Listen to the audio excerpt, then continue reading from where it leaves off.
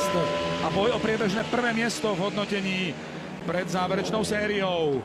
No a najväčší favoriti po štarte strácajú. Sú na 3., respektíve 4. mieste a Luke Becker ide na čelo pred Matica Ivačiča, ktorý mal síce najlepší štart, ale Beckerovmu tlaku neodolal, ale už sa k slovu dostávajú aj Lambert s Thompsonom. Thompson ale stále zostáva posledný štvrtý. Lambert sa už pred Ivačiča dostal a útočí aj na pozíciu Lukea Beckera. Robert Lambert ukazuje, že je skvelým jazdcom a aj po slabšom štarte je schopný bojovať o víťazstvo. Ale Becker potrebuje túto trojku, pretože v predchádzajúcej jazde nebodoval, zostal na 5 bodoch, takže to sú priam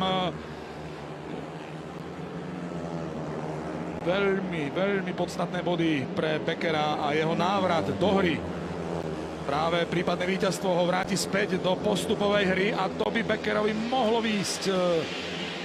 Pri výjazde do posledného kola stále dostatočný náskok a Thompson sa dostal pred Lamberta.